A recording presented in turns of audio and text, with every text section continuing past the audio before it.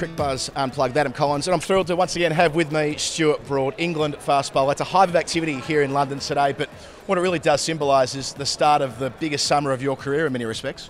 It's amazing, isn't it? Yeah, biggest summer for our generation, I think. You know, with such amazing cricket going on, obviously a home World Cup, men's and women's Ashes series, the World series for the disabled team. There's so much amazing cricket to go on. Actually, as a player, you look at obviously what you need to do to try and win those things, but also how you could potentially inspire people to love the game as much as we do, to get involved in the game and to play the game, and that's what sort of we're here today to help try and launch. Let's hope so. In terms of putting your winning hat on, let's start with the World Cup, which you won't be a part of, but of course you'll be watching very closely. I'm sure you'll be commentating and so forth. You would have saw Jofra Archer bowl over the course of the last week in England colours for the first time.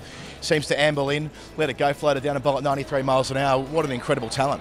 Yeah, awesome. I really enjoy watching him bowl. He technically he's fantastic. You know, as I say, runs in with such rhythm and generates unexpected pace, but also looks like he has really good control and is very naturally talented. So he's someone who, look, it's not a decision that I have to make, but you feel could play a big part in helping England go a long way in that World Cup and also later in the summer in the Ashes series. Focusing on the Ashes especially, we know you're going to use the Dukes ball from a couple of years ago, which does have a high elevated seam, a ball which you've of course bowled so well with in Test matches in this country. You, Jimmy, Woakes, Jofra, it's a comparative advantage, isn't it?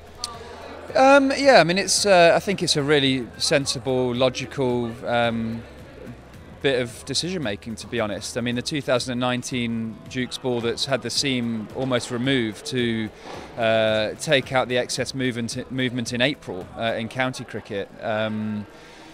My experience of that was it maybe didn't have the quality to be involved in international cricket. It seemed to go out of shape very quickly, and I just think I look at Test cricket in the past couple of years here in England and how brilliant it's been. The India series, England won 4-1, but that could have been any result, couldn't it? It was a brilliant Test series. The series against South Africa the year before was a really fun series to be involved in. I just think that we didn't need to make unnecessary changes to Test cricket in England and take the risk of not knowing what the 2019 ball will do. And no one wants to watch 600 play 600, do they? So I'm not sure who has been involved in making the final decision, but I know Ashley Giles contacted me after the first two championship games. I gave my views, and it just seems like a really good bit of decision making from the hierarchy. You've, in 3 consecutive Ashes series, bowled the defining spell against Australia on home soil, famously. Getting towards the back end, not saying it's the end, but the back end of your career, mathematically, given your age now, what would it mean to you to do it one more time against Australia, and how easy is it to find that motivation? Oh, I'm so excited. I'm 32 now, so yeah, it's been amazing to be involved in some brilliant Ashes moments, but this feels the biggest for me. I think any time you have something ahead of you, it's always going to feel like that. But with this summer ahead, with the amount of brilliant cricket going on, what an amazing way to finish the English summer with an Ashes series against two teams that, you know, you're always going to have a bit of home advantage. You look at how hard it is winning away from home, but actually on paper, they look very similar teams, don't they? I mean, I was actually trying to think of what the Australian team would be, just sort of preparing my mind for it, and it's quite hard to pick because they've got a lot of good players trying to fit into an 11. So I can't wait for it. I'm desperate to put in some strong performances. And my rhythm, action, everything feels as good as it has been since 2015, which personally for me gives me a lot of confidence. And you've played a lot of cricket with James Pattinson, who's blowing the doors down for Victoria. He's in one of the squads that's coming over. He could very well be playing in the Ashes against you.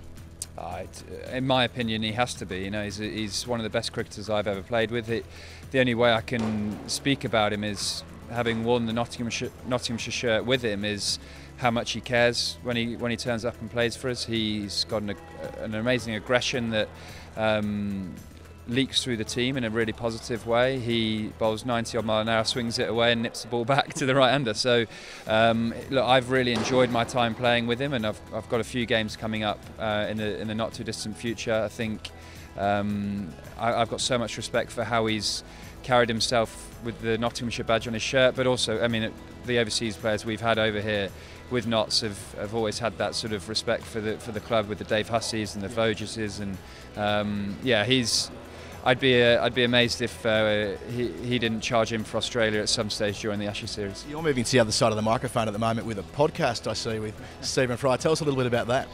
Yeah, it's well, we've recorded first episode, which was great fun. He's such a interesting guy to listen to.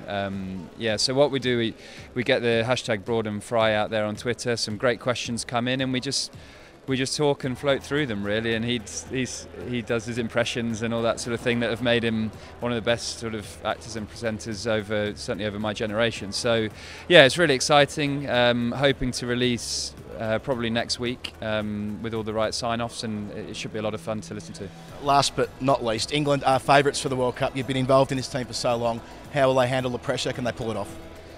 I think England can pull it off for sure. I think there's a lot of great teams in this World Cup. I look at India and Pakistan as big threats, and Australia are always there and thereabouts in big tournaments, especially with Warner and Smith coming back. So we'll need the big players to stand up, in the likes of Root, Stokes, Butler, but we've got the talent to do it. Stuart Broad, always generous with your time. Good luck for the summer of 2019. It's going to be a massive one, and thanks for joining Crick Buzz.